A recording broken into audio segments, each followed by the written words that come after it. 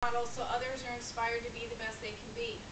I want to nurture a network of like-minded partners, building mutual respect, loyalty, and trust. I will tell you that word partners is going to be coming out because partners is a very, very dangerous term, especially in the state of Maryland. And the only reason I know is because I went through a lawsuit with a supposed partner. Planet, be responsible globally. That makes a difference in the lives of others. Maximize returns to investors while being mindful of our overall responsibilities. Focus on emerging markets that anticipate and satisfy America's housing desires and needs. Very, very simple. This is about your company, the overview. Now, when you're first getting started and you've got to share with someone, or anybody for that matter, your team, and you've got a director of acquisitions, God bless you, a director of operations, property management division.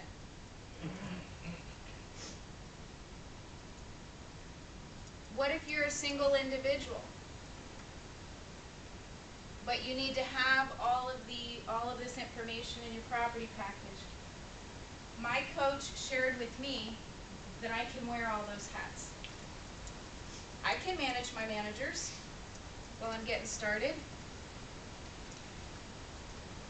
And you see that there's a blank here that says blank oversees the division. Well, maybe a name is put in there, but maybe it just simply says our property management team oversees the division which is responsible. What if Renville is that property management team? Is there anything wrong with that? No, not at all. Can Renville also be the director of operations? He does due diligence, property management.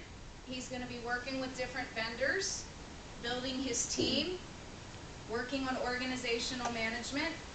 So what I'm sharing with you in this credibility portfolio, I get asked all the time, well, I don't have a team, Tammy. You are the team. Until you build your team. How many of you wear different hats now? You're entrepreneurs, you work for the government, you're a wife, you're a husband, you're a father, you're a mother, you're a chauffeur, you're a cook, you're a rehabber. You do all of that right now. Same thing. All right, so that is a credibility portfolio. So you can put your own name. I wouldn't go that far to put my name in there, but instead of the name, what I'll say is our management division oversees, or our property manager is responsible for overseeing the purchase, repositioning, leasing, and day-to-day operations of the property. I don't actually put Tammy in the blank. I'll fill it in with our operations manager does this, our property management team does that. And at first I said to her, you can't do that. And she said, says who? And I said, she goes, think about it. She said, you wear all these hats, why can't you do it? And I said, you know what, you're absolutely right. It's called fake it till you make it. You do all those things. You're going to have to do all those things. Unless you have a huge team surrounded by you. All right, key strategies and goals. It's a lot of information to put together. But if you're an investor now, basic information about you. And then on this page here, people say, well, I don't really have any like credentials. How many of you in this room have been to more than 3 or 4 boot camps or real estate seminars? Why are they not allowed to be listed on this document? So I put down here some of the foundational training in multifamily real estate investing that I've had. Dave Lindahl, Al Aiello, Stephen Cook, Pete Gauthier, Dina Jones-Cox. Anybody, those names sound familiar? Yep. Ron LeGrand, Nick Sidoti, Ernest Tu, Robin Thompson, Robert Kiyosaki. Is there anything wrong with listing all the resources that you've paid money to for your education? No. To be able to share with someone? right? And then any other related experiences that you have.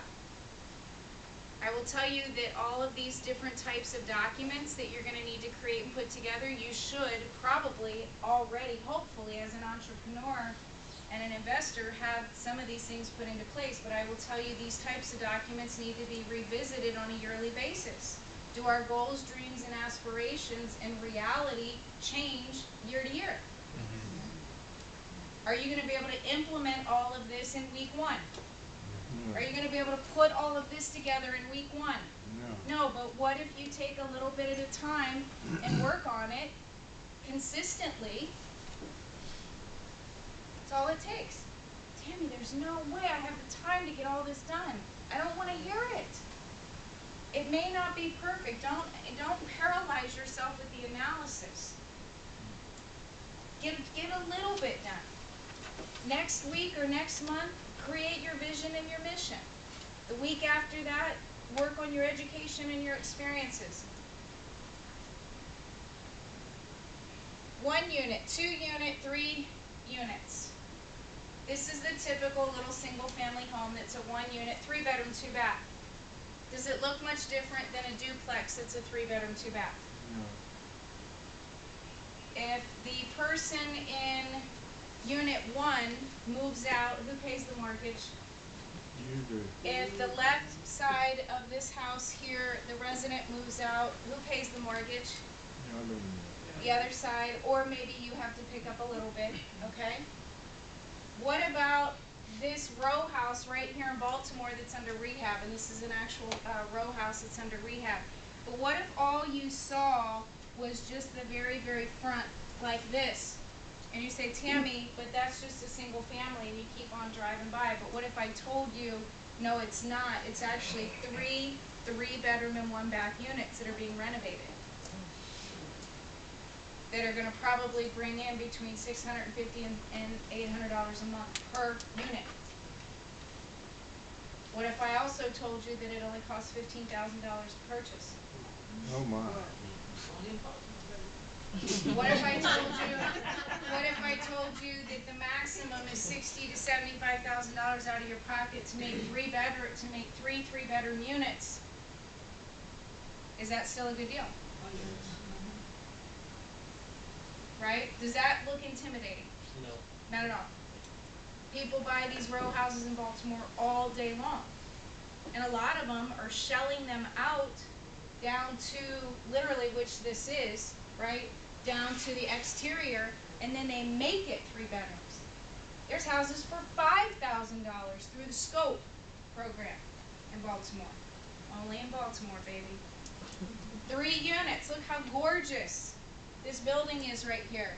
Back in the early 1900s, that was a home of probably a very wealthy family. It's a monster 3 unit that's been converted. Same thing, depending on where it's located. What if it was in Federal Hill? Who knows Baltimore? A little bit. All right. This one is on the east side. All right, now I'm just being theoretical. This one's on the east side, Federal Hill. Are the rents going to be different? Yeah. What would the rent be on the east side? I would say like maybe 2 or something like that. On the east side, you're probably going to be lucky, okay, if you're going to get probably $400 to $500 a month.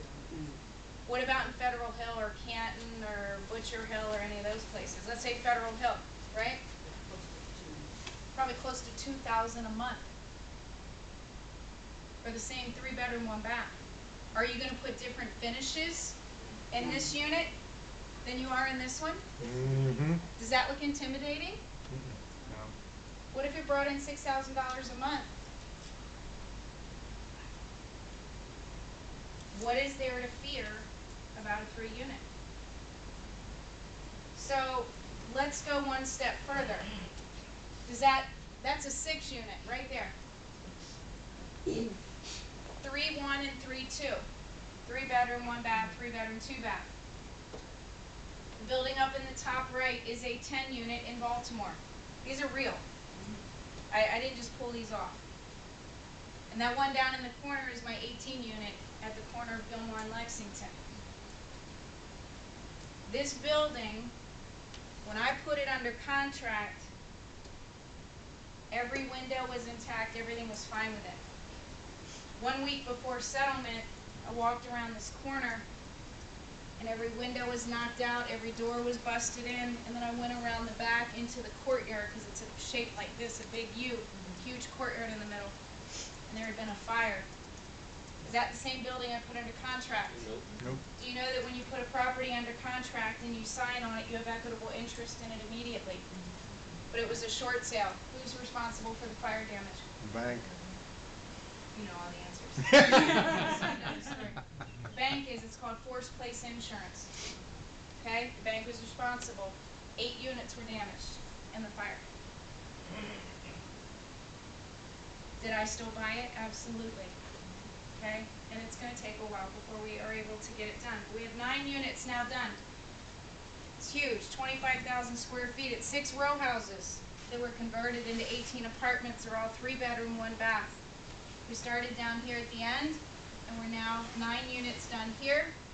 This is where the fire was, right here behind this door. Next, we have these 4 units right here that we're going to renovate, and we'll work our way around the building. And I just literally take it one rehab at a time. Like a 3-bedroom, 1 bath, single family home or row house. One at a time. And then we get it rented. And we do another one. And then we get it rented. Yes? A quick question in reference to that insurance and how that works. It has been a short sale and a couple days before you actually close. Do you go back and renegotiate the price or the bank? I stopped settlement. Okay. I stopped settlement because it wasn't the same building. And I knew it was horrendous damage. But then, did you then go back and renegotiate the lower price or did the I bank immediately- compensate you? I immediately sent the bank video footage Right. and photographs, and I said you have 2 choices. Either add me on as an additional insured to your policy. Remember that, folks. Or give us the money from the insurance company, okay? Or fix it yourself back to the condition that it was, right? And I will go to settlement. They said, we'll add you on as an additional insured. I said, give it to me in writing. They said, we don't do that. I said, I want it in writing. We don't do that. You need to go to settlement on this because it's getting ready to go to tax sale. It's $48,000 owed in back taxes. If you don't go to settlement on it, you're going to lose it. I went to settlement on it. Last year, December the 10th, I got a phone call. I initiated the whole insurance claim. I initiated absolutely everything on it. Met the fire adjuster there, learned everything you could ever want to know about a fire, how hot it was, the temperature, everything. Learned how much damage it was. It was quite a bit of damage. And insurance company called me on December the 10th and said, we're overnighting your check. Never came. And now there's a lawsuit with Capital One Bank. So I'm going after them. Huge lawsuit. So, knowing what I know now, would I have done it any differently? Absolutely not. Because it has been the most unbelievable learning experience. And I'm telling you, as people, and Baltimore City has forever changed my life. I'm in love with Baltimore City. I really, really am. It's a beautiful city with beautiful people, with architecture and amazing opportunities. And that one building right there, when we truly get it all done, my husband will be able to quit his job. And he'll be free. So he's sacrificing for 5 years because he knows so much about construction.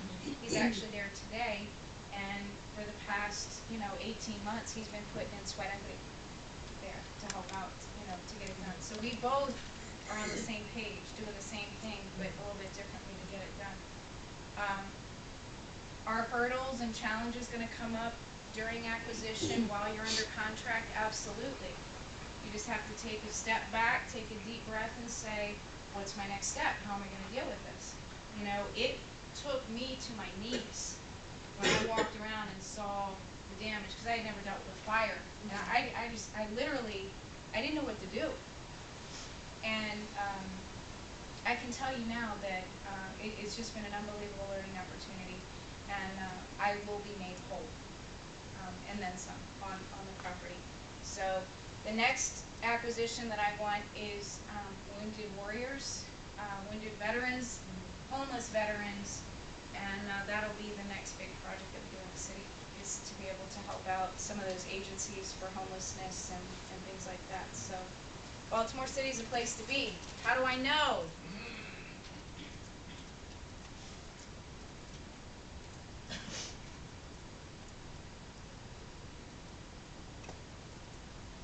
Is right here, the 2010 100 largest cities in the country report.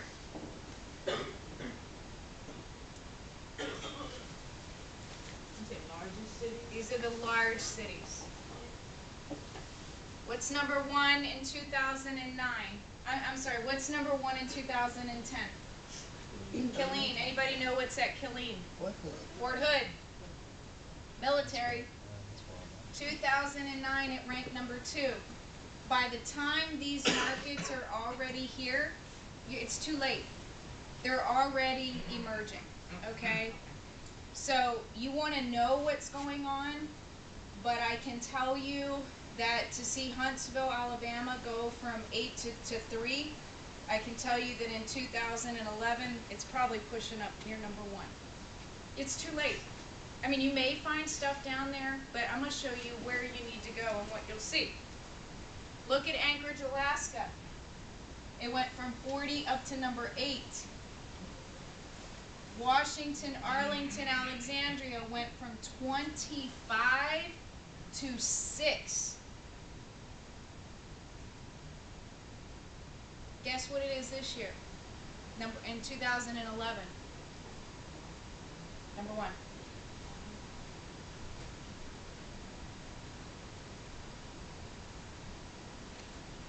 From 51st to 20th, look how much of a jump. This is called a trend line. You need 3 trend lines to have a trend. So what do? You get the 2008 report, the 2009 report, and the 2010. And I say, all right, Lubbock, no, let's do Fort Worth, Arlington. Number 12 in 2009, but number 10 it dropped down to 23. Why was that? Because I can tell you 2 years prior to that it was up in the top 3, and all of the investors ended up there, and a lot of spec and overbuilding started to happen again, so the city started to drop back down. It's not rocket science, it's all in writing right there for you. Alright? What's this? Anybody know this area? Right? That's the whole 270 corridor. Why Bethesda, Gaithersburg, Frederick? Anybody have a wild guess? Any idea? Wait, who said that? Say it louder. Biotechnology. MedImmune. All of the medical, immune, genome, all of the biosciences, right? All the way up the 270 corridor, right into Frederick, Maryland, where Fort Detrick is. Does anybody know what happens at Fort Detrick? You guys remember anthrax? Biomedical, biohazard, bio. Anybody know what goes on in Aberdeen, Maryland, at the Aberdeen Proving Ground? Explosive ordinances. What are we dealing with over in the Middle East? IEDs. It's where they do weapons training. My daughter is a lieutenant of the Explosive Ordnance Division. And it's the only reason I know Aberdeen is part of the EOD. So because of that, the whole way up, the whole entire Montgomery County corridor into Frederick, you've got all of that biotech stuff going on. Do you think that's going to be going anywhere in the near future? No. Can you afford to buy a multi-unit in Montgomery County, Maryland? Probably not. So where do people commute when they come down to go to work? In Rockville, Germantown, Gaithersburg, Maryland. Where do these people live? Frederick. Hagerstown. West Virginia. Gettysburg. They're driving an hour in. Why? It's cheaper to live there. But didn't I just say something about Hagerstown earlier? Why not provide the places for these people to live? Because guess what? They can't buy a house, but they still work because their house got foreclosed on 2 years ago and they have bad credit. You guys starting to see how this all comes together? So these are the largest cities. So I go all the way down here. I'm going to give you guys a secret. I probably shouldn't, but I will. This is a market my eyes are watching real hard right now. Oh, Pittsburgh, Pennsylvania. How far is it from here? 3.5 hours. Can you drive to it? Is it a major city? Yes. What is up in Pittsburgh, Pennsylvania? Universities, hospitals, University of Pennsylvania, Children's Hospital. But it was very declining for several years. In fact, that's where my husband's from, and I can tell you it's been very, very depressed, and a lot of the young people have left there because it primarily has been steel mills and mining towns. Well, guess what? You better start watching it if it went from 109 to 32. Is it in the top 10? No. Do you think you're still on the cutting edge of getting into it? Yes. But if you wait another year, do you think you might miss it? Yes. Got it? Pittsburgh is old city like Baltimore. Beautiful, beautiful architecture, solidly built, nothing but hills. But what do you have in Pittsburgh more of so than you have down in this area? Snow. So you got to add and account for that into your expenses. No big deal. But again, you got to know where your market is and some of the things that you're going to have to deal with. A lot of university up there. It's called the City of Rivers. A lot of stuff going up there. What about this one? What's this one? Anybody know where Clarksville, Tennessee is? No? Does it matter where it is? What if you've never been there before? Do you care? Yeah. Are you going to start doing some research and finding out what the heck is going on in Clarksville, Tennessee? Yeah. Why should I buy a property in a town I don't know? Because after you do all your due diligence, you're going to know more about the city than people who are from there because you know what to look for. You better believe you want to keep your eyes on a city like this. What happened in Tulsa, Oklahoma? Overbuilt. It was up in the top 10. Seattle, Bellevue. It's another metropolitan area like DC, right? Drop down. Does it mean it's going to keep dropping down? It may, but you got to follow what these trend lines are. Anybody remember what I said the #1 key indicator of an emerging market is? These reports are so huge.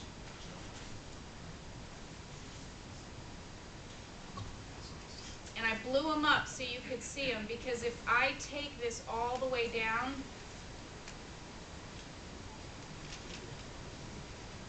it's a huge report. You've got 5-year job growth, 1-year job growth, wages, salaries. Does this give you a lot of information that you never even knew about, that you now know about all these 100 large cities, right? So where did that come from? Census data, or what website you go to for that? Is it the city site? Where do you get it from? The city site? It's going to cost you. Google it? Yeah, but what is it?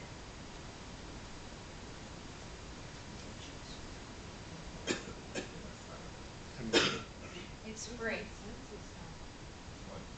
It's free.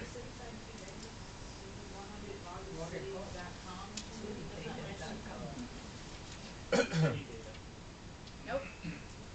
You guys want it? These are free reports. MillikenInstitute.com. How do you spell that? I M-I-L? always get it wrong.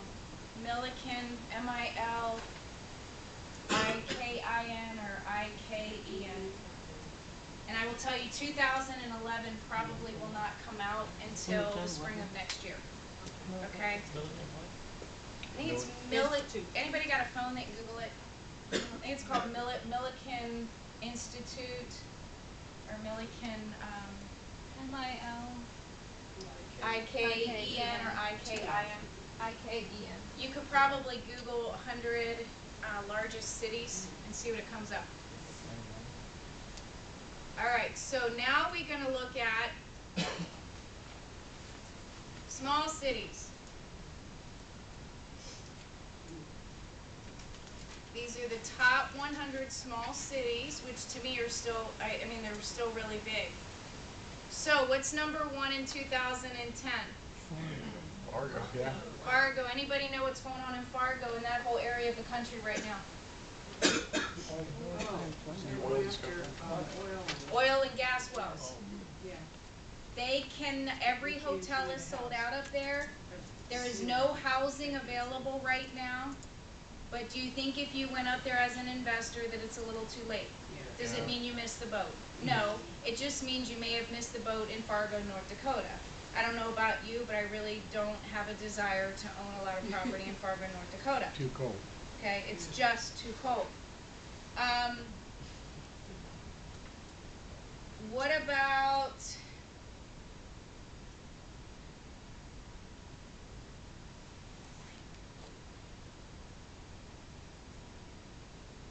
State College, Pennsylvania?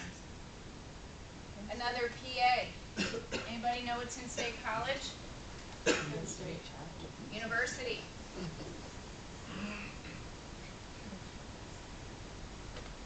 Columbia, Montana. Stay away from State College, PA. Stay away from State College.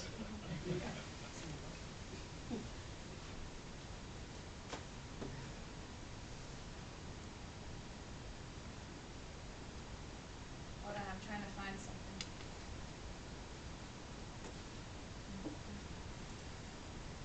Columbia.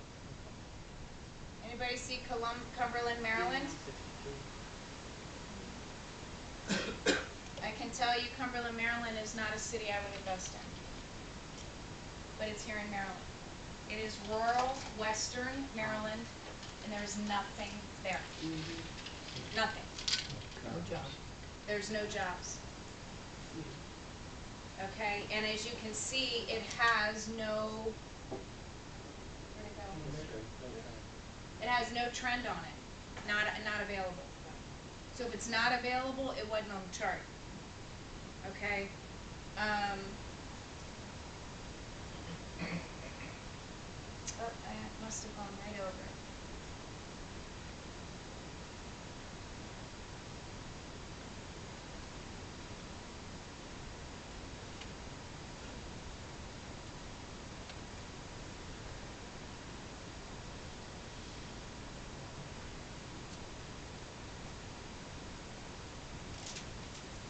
All right, I'm losing my mind because Baltimore. I didn't see it on there when you scroll. Yeah, that's what I was looking for specifically as well. I didn't see it on there. I wonder if it was on the big cities. I didn't see it on there either. Let me look again because I know it was. I don't know.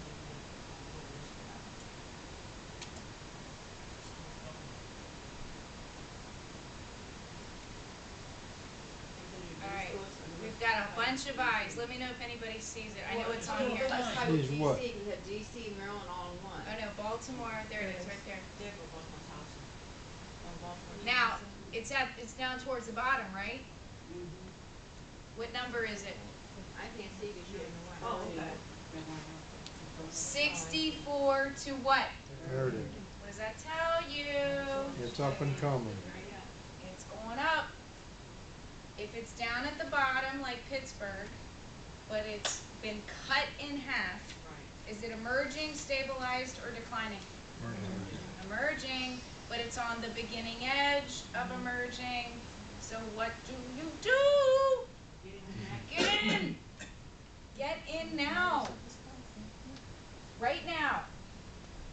Go get these reports and print them out. You're going to have to paste them and tape them together and put them on a big, huge table. And then you're going to take a marker and you're going to highlight and find a couple cities and trend them out and see what they're doing. If you see 3 years trending up, okay, maybe out of 5 cities, you narrow it down to 2 or 3, and then you get into that city, you don't know anything about it, You decide it's not really a city you like. Okay, so what? Big deal. You did a little bit of research. No harm, no foul. Take another city. Pittsburgh, PA, you go up there. So you know what, I really like the city, but I don't like the Steelers. I'm not going to invest here. I don't like all the hills. Maybe you have relatives that live in one of these cities, so there's some sentimental value. Maybe you know nothing. It's okay. It's different in multi-unit than it is in single family, because when you've got, and I will tell you this, when you start getting too far outside, not too far, when you start getting more than you can drive outside of our area, and I would encourage you to look, okay, Tennessee, you can still get there in a day, Alabama, Louisiana, all those kind of places where you're talking 13 to 15 hours to drive to, okay, and it might take you a couple days. Don't discount them. But how are you going to manage a single family in Huntsville, Alabama? Do you think you can hire someone to manage a 50 unit in Huntsville, Alabama? And the property will pay for it. Do you need to go down there every Saturday to check on it? No. Go down once a quarter, once every other month. And you put the expenses to go down there in your budget. I take you all the way through that. So I don't care if you don't know anything about Des Moines, Iowa. I don't care if you don't know anything about Lynchburg, Virginia. Look at Lynchburg, Virginia. What's in Lynchburg, Virginia? I don't know. I mean, I don't. I know, was it Swaggart, Stewart? Jimmy Some- Swaggart. Jimmy, Who's- no, what- who's the big Liberty religious guy? University. Liberty, yeah. Liberty. Oh, Falwell. yeah. Oh, Okay, I know that's there because I drive Three or through four it. universities in that But there's area. university, Yeah. but that's all I can tell you. But something is going on there if it jumped. Now I want to know what it is.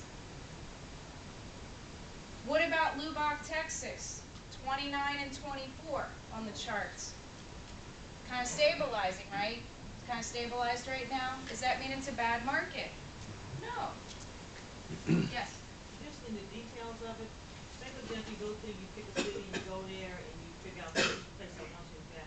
How do you handle the rehabbing and getting the property up and going? Put a Do you team take in. a team down there? You put your team. You have a local team that you hire to bring on site. Oh, okay, so people that's already down there, you hire, figure out who to hire from down there. The average time for an acquisition of a large property, Right. honestly, is a year. But when You've you say got plenty of large, time. 'cause I'm thinking about. 50 units or more. Oh, Okay? 50 units or more. I would not, honestly, if it were me, if it were me, I would not drive or buy a property that is smaller than 10 units, that is more than 2.5 to 3 hours away that I can't get to. Okay? Because the smaller the property, and I'm not saying it's bad, the smaller the property, the harder it is to find management. And the more expensive management is. When you get over 50 units on one property, your management expenses drop down to 4% or 5% of gross collected rent. Anywhere from a 1 unit to a 20 unit, give or take, you're looking at 8 to 10%. 20 to 30 units, you're looking at probably 6 to 8%. So if you have a 4 unit or a 6 unit or a 10 unit at 10% for local management, that could eat up a lot of your cash flow. Wait a minute, what's going on? Oh, there we go. All right, so it's not good or bad or right or wrong, and I obviously, go through all of that. Just know, I personally like to be able to get into my car and leave in the morning, get there by mid-morning, do what I gotta do, and then come home late if I have to. Is it a long day? Yes, but I can still get there in an emergency type situation. Like I can get down to Salisbury, Maryland in 2.5 hours if I have to. So you start small and then grow. Is this a helpful report? Yeah. Very cool, huh? Yeah, the first two columns, what did they represent again? Was that 1 year and then another year? Trend lines. Trend lines. 2009 and 2010. Does anybody remember what I said about Columbus, Georgia? In 2009, 112 up to 45.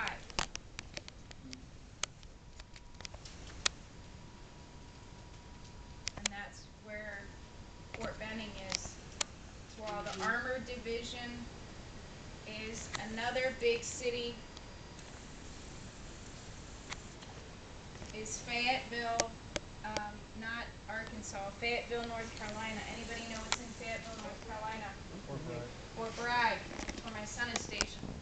That's home of all Special Forces and Operations. You think Special Forces and Operations, Special Operations are going to be around for a while? Absolutely. I can also tell you Fayetteville is right off of I-95.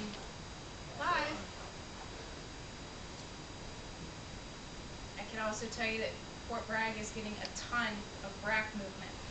They're building up the base. Fort Benning and Fort Bragg are the two largest military reservations in the entire country. They're not going anywhere. Fayetteville has that whole area down there, North Carolina, I mean, that whole area. We're so jaded in our area. Once you get about 90 minutes to 2 hours outside of our area, you will find that a lot of America actually resides in mobile home communities. It's actually a normal way of living. If you open up your eyes now and start looking for them, you'll actually see that there's quite a few in our area. If you ever drive down Route 1 all the way in Alexandria, there's all kinds of mobile home communities. I would give anything to own those because they are right smack in the heart. But anybody remember those horrible floods that we had? It took out that huge mobile home community. Okay. I mean, does stuff like that happen? It does, you know, and that was a catastrophe. You know, it was catastrophic to the owner. But it's no different than torrential hurricane that I had to deal with down in Salisbury, Maryland back in August. What was her name? She came through, began with an L. Anyway, it doesn't matter. What about tornadoes and hurricanes and all that stuff out in the Midwest? So, you know, you got to do your research. It's all part of it. All right. So let's get these out and open this back up.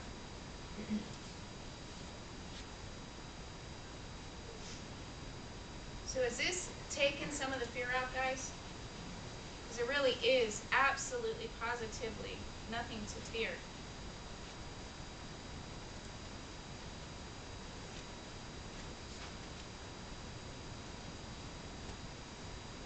So I put this chart together because one unit might bring you $1,000 a month in rent.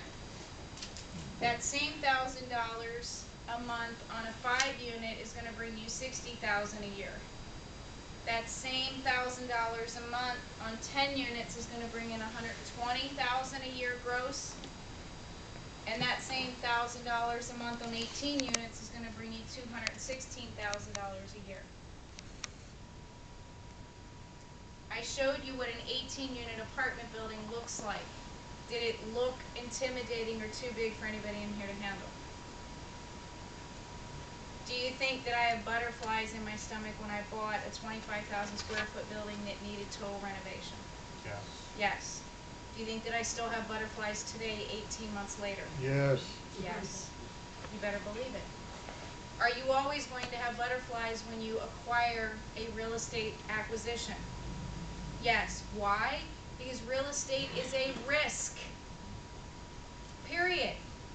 But if you do your homework and you do your due diligence, as I take you through exactly how to do it, where to go, where to get the reports, you take all the fear out, you eliminate all the fear.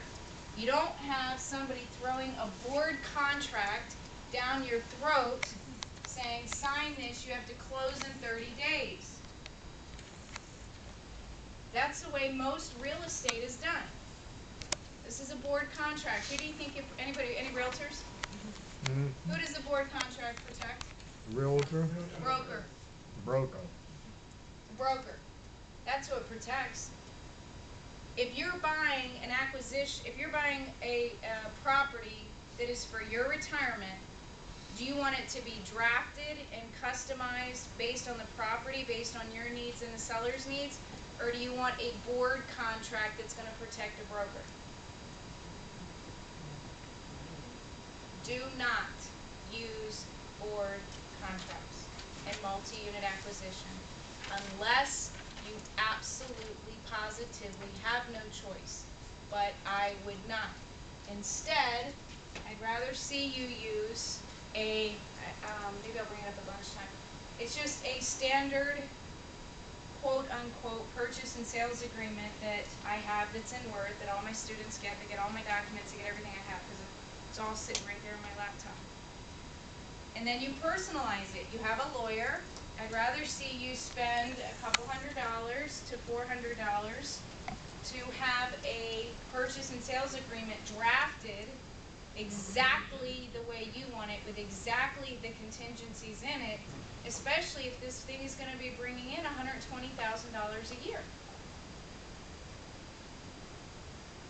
For those of you that are realtors in the room, we were taught how to represent buyers and we were taught how to represent sellers. Do you think a lot of realtors are investors? Most realtors think that an investment property is a second home, and even if it negative cash flows, it doesn't matter. And I'm a realtor, and I'm not saying anything negative against realtors, because I am one. I love them absolutely to death, but you've got to understand the reality. We were taught to represent the brokers. We do represent the brokers. Well, in a transaction like this, you're there to represent yourself. You may have a CCIM realtor or broker that is representing you. Everything in real estate is negotiable, agree or disagree. Do you have the right to choose your title company? Do you have the right to choose your contractors? Do you have the right to choose what bank you want to use? Then why do you not have the right to choose what contract you want? Because most realtors tell you differently. They say you have to use a board contract. No, you don't. If I wanted to write an offer on this name tag and present it to Kim as a realtor and tell her that she needs to present it to her seller, Jason, she's going to say, you're crazy, I'm not presenting it. And I'm going to say, then you're breaking the law because you have a fiduciary responsibility to that seller to present my offer to him. Absolutely. Doesn't matter. Yes, ma'am. The contract does not have to be state specific. First of all, a contract is not a contract until it's ratified by both parties. Until it's signed and both parties agree to it, it is called a purchase and sales agreement. And I can tell you that they are now coming down really hard on people that call these contracts, because it's not a contract. It's a purchase and sales agreement. So just FYI, make sure, and I'm trying to, learn as well, because I keep calling it a contract. It's not a contract until it's a ratified document. What is a ratified document? When all parties have agreed and it's signed and dated. Okay? Purchase and sales agreement. So what was your question? I'm sorry. You don't need to use a state specific purchase and sales agreement. I'm gonna pull mine up.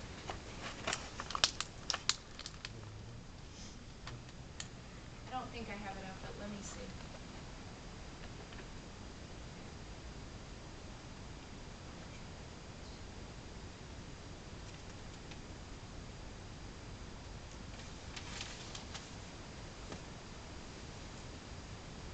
You know what? Let me find it during lunch, because, oh wait. This thing makes my icons huge, and then I can't find anything.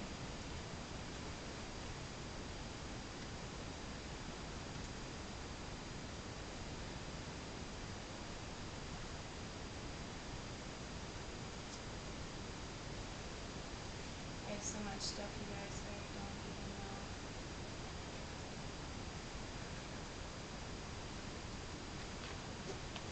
Let me pull it up at lunch, and I'll show it to you.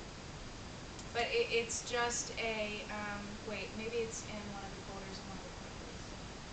That way, it is.